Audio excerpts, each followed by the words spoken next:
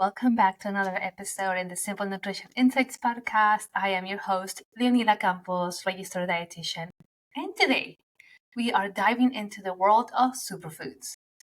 We're going to talk about what they are, why they are beneficial, and practical ways to incorporate them in your daily routine. So, let's get started, my friend. Okay, I usually get this question a lot, right? Like, what are some of the foods that I should be adding that are going to help me just stay healthy and strong? Are there any particular foods that you recommend I should just eat? And so, really, when it comes to just nutrition in general, right, we want to make sure that we're adding a variety of foods. And I've talked about these all the time. We don't want to just, specifically after I talk to you about these particular foods, right? I don't want you to just think, oh, well, I'm not going to eat any of the other foods because I want to just eat these foods. No, take this information and add it in addition to what you are already eating, because you're going to get more of those benefits to you, right? There's a combination of those things, not just to say, oh, well, I'm just not eating those foods.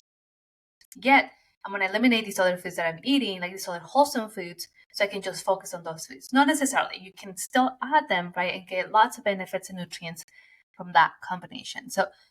But first, let's start with defining what a superfood is, or what we mean by superfoods. These are nutrient-dense foods that are especially rich in vitamins, minerals, antioxidants, and other compounds that are beneficial to our health. Some popular examples include berries, leafy greens, nuts and seeds, and your fatty fish like salmon because of their high content in omega-3, which is anti-inflammatory. So superfoods aren't a magic bullet, right? So I want to make sure that, again, to emphasize that, not because we're going to go into these specific foods that you're going to forget about these other foods, right? You can add them as part of your plan to get more of that wholesome nutrition. So they can play a significant role in a balanced, healthy nutrition plan. Incorporating a variety of these foods can help improve overall health, boost energy levels, and even aid in disease prevention. So let's talk about some of these popular superfoods and their benefits. Let's start with berries. So blueberries, strawberries, blackberries, boysenberries, all kinds of berries, right? They are packed with antioxidants, and antioxidants, what they are components, right? Chemical components that help to reduce oxidation, right? And this is at a cellular level. So they fight free radicals, right, which contribute to oxidation. It affects our inflammation, our immunity. So berries are packed with antioxidants, and they also, which in particularly vitamin C, right, is one of your antioxidants, and vitamin C is great for your skin health and immune support. So you want to add berries, right, to your daily nutrition, any kind of berries, right? I had a client tell me the other day, I don't like the skin of blueberries, maybe because it's thin and maybe mushy. So what we talked about is trying frozen blueberries, right? So eating them frozen instead of, obviously, if you let them thaw out, then it becomes mushy. But eating the berries frozen, right? That helps because they're super firm, so you're not gonna have that issue. So that's one of the ways, right? That you can add these type of berries. But there's so many other ways that we're gonna talk about them in a moment. Another superfood, right, are your leafy greens, spinach, kale, all your greens, right? Arugula, mustard greens. They are high in fiber, vitamins A, C, and K, and minerals like calcium and iron. So they are excellent for bone health and digestion, right? Because of your fiber. So adding them in any form, right? If you want to add them in your salads or in your sandwiches or in your smoothies, right? In your soups, there's many ways that you can add them to.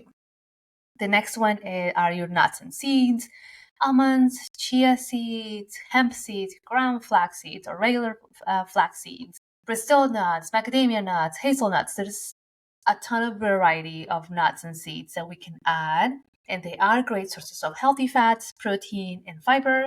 They can also support our heart health and keep us feeling full longer, right?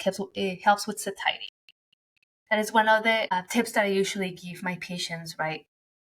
If we are going to have meals in between or snacks, right, adding a protein or a healthy fat with some kind of fruit or vegetable to help with that satiety, right? Because our healthy fats are going to help us with that satiety a little longer, but combining those food groups, right, will help with that too. The next one is your fatty fish, like salmon, right? Because it's rich in omega-3 fatty acids, which are crucial for brain development, from brain health, for that to reduce inflammation. It also helps with our eyesight. It helps with our skin. It helps with our immunity. So omega-3 fatty acids are essential, and so we have to get them from food or a supplement. But you can also get them from ground flax seeds, right? You can also get them from algae. So those are some of your plant sources of omega-3. The next one are your roots, like ginger and turmeric, right? Specifically, turmeric contains curcumin, which has a powerful anti-inflammatory and antioxidant properties. And so it's great for reducing inflammation and supporting joint health, right? Because of that inflammation. So we can add them again in different ways. Same thing with ginger. Ginger also has been shown to help with digestive health and inflammation too. So again, you can add those as well. But this is just a short list, right? Just some other superfoods, quote unquote, that are more commonly used that we can find. But there's other foods that contain like similar properties, right? And those higher amounts that we can still add. So when we think about like your dark red, right, or blues, we think about beets, right? That's another example of a superfood. So we think about other roots, right, or the garlic and onion, which also have anti-inflammatory properties. So again, this is just it's not an inclusive list, right? There's so many other foods out there too that have similar components that you can add and just have more of that variety. So some practical ways to incorporate these superfoods. How can we add them? Right. So here are some ways that we can incorporate them easily in our daily meals. So for example, for breakfast, we can start our day with a smoothie packed with berries, spinach, chia seeds, and a scoop of protein powder, right? To have the high protein to help with that satiety. Then you're having your antioxidants, you're having your fiber, you're having some of those anti-inflammatory properties, right? And you can start your day like that, right? You're helping your body to heal, right, at a cellular level, which is going to help. You're going to be able to see that, right, in your energy levels. You're going to be able to see that in just how strong your immune system is, and in just how you feel in general. Another example for practical ways to incorporate superfoods. Take an example of our snacks, right? Try a handful of almonds or mixed nuts and seeds. You can pair that with, like I mentioned, like a piece of fruit or vegetable, right? You can have almonds and carrots, or you can have almond butter on apple, right? Or you can have a rice cake with almond butter and chia seeds, right? That's an example of combining or adding these superfoods in a snack form. For lunch, we can add leafy greens, right, like kale or spinach to salads and sandwiches, as I mentioned, or wraps, or soups if you want to add soups, right? That's another way to add that too. You can even add seeds, right, and nuts to your salad to make it more satiating and more balanced. You can add hemp seeds, right, to have that nuttiness and that crunchiness too. And that's a great way to add those seeds. How about for dinner? Dinner we can incorporate salmon, right? Um, twice a week, and that way you get those omega-3 fatty acids that you need. You can add it in so many ways. You can add turmeric, right, and lemon, so that way you have that extra superfood there as well. One of the things that I didn't mention, I guess turmeric and ginger are kind of in a way a spice, but you can add other spices, right, to add to your foods, and you're not adding calories, right? When it comes to herbs and spices, but you're adding tons of flavor, but also tons of antioxidant, anti-inflammatory properties too. Think of basil, oregano, parsley, Thai leaves, right? There's so many herbs and spices that have a lot of health benefits. So if you have bland food, right, explore some of these spices. Oftentimes, when I have clients come to me and they say, those my food have to be, bland or have no flavor, and that is not the case, right? Again, these herbs and spices are considered calorie free, and so you can add so many of them, right? Increase the flavor of your food without adding excess amounts of salt, right, or sodium, but you're still going to have that flavor. And that's what we want, because when we think about changing our eating behaviors, right, we have to be able to sustain them. And if we are not sustaining them because the food is bland and we just don't want to eat it, then that is going to be a huge challenge, right? So trying to figure out what the challenges are. If flavor is one of them, right, add herbs and spices, add lemon juice, add lime juice, add balsamic vinaigrette, right? So something like that to help with the flavor of the food. Okay, how about a few more recipes here, right? We talked about the berry spinach smoothie, right? How to add that. We talked about the turmeric salmon, but there's so many other ways where we can add some of these superfoods, right? If we want to add turmeric or ginger often, we can have it as a tea, right? We'll have it after a meal, after lunch or dinner, right? And that helps to settle our stomach. We're also getting those antioxidants, we're getting those anti-inflammatory properties. Berries, honestly, you can add berries to anything. You can even add them to your salads. You can add them to smoothies. You can have them on your Greek yogurt or plant-based yogurt, right? With some seeds that you add that as well. You can you can mash them and put them on a piece of toast, right? And put some nut butter. And you can have them that way. You can eat them by themselves. You can freeze them and eat them like that, right? So those are some of the ways. Same thing with leafy greens, right? Let's say if you don't like eating spinach cooked, you can eat it raw. You can put it in a smoothie, right? You can put it in soup. So there's so many ways that we can add these foods without eating them in a way that we don't like eating them. So that helps. But again, thinking of these foods not so much as a magic bullet, right? But again, as a complement of the foods that you're eating, if you're eating more of these wholesome foods, or if you're not, right? If you're like, I'm not eating any kind of plant sources, I'm not eating any of these foods, I don't know where to start. Oftentimes, what helps, and this helps children specifically, right, is adding them with the foods that you are more familiar with, just so that way your brain is like, okay, we have something new, but I also feel comfortable because I have something that I'm used to and I can handle, right? That might be helpful. Other ways is adding them in soups, right? Because if you're adding other veggies that you enjoy, right, adding that new vegetable, that might help again with that process of wanting to try it.